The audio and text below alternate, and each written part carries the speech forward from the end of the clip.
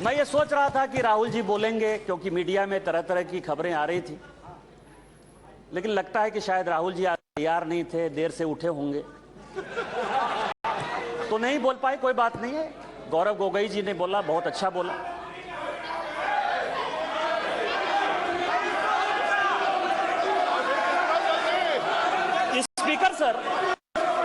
Speaker sir, Gaurav Gogoi जब बोल रहे थे इस कांग्रेस पार्टी को शहादत के बारे में, लोगों का क्या बलिदान है इसके बारे में कुछ पता नहीं है। इन्होंने मणिपुर की बात की और पूरे देश को नहीं, पूरे संसद को जो है इन्होंने चैलेंज किया कि आप लोग में से बहुत लोग मणिपुर नहीं गए होंगे, मणिपुर नहीं देखा है आपने। मैं मणिपुर के इतिहास का भुक्तभोगी हूं।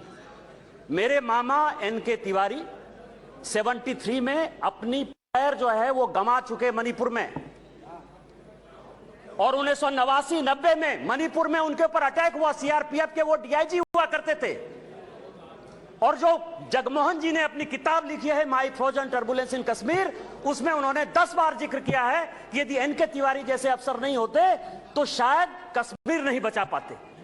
और वही एनके तिवारी जब मणिपुर में आईजी बनकर गए तो आपकी सरकार ने उसी ओपीएम लॉबी के तहत उनको गिरफ्तार कर लिया और कोर्ट ने कहा कि ये आप कर सकते हैं। आप राष्ट्रवाद की बात करते हो, आप मणिपुर की बात करते हो। आपने अभी कहा कि असम में समझौता हुआ, आप तो असम के हैं, सांसद हैं। क्या 83 के चुनाव में कितने % लोगों ने असम में वोट दिया था? कितने लोग मारे गए थे?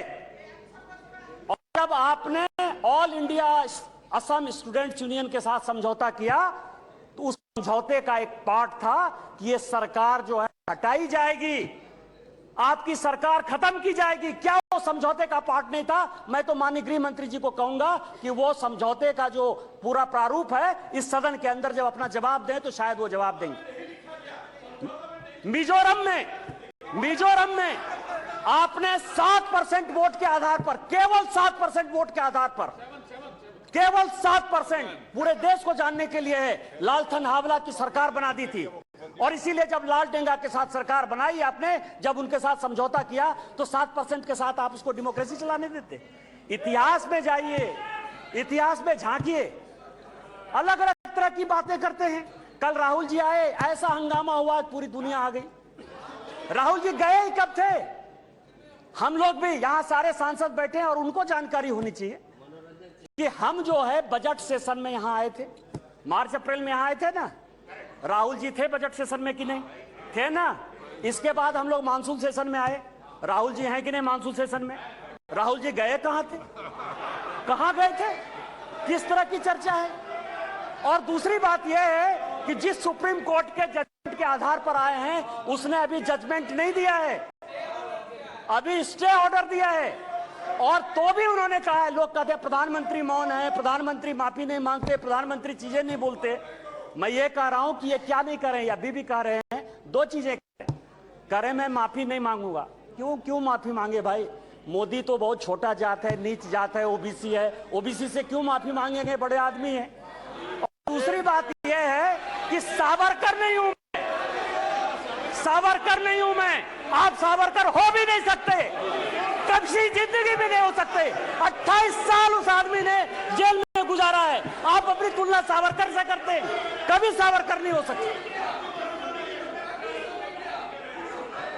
ये जो सवाल है सर, ये IND-IA की बात करते हैं।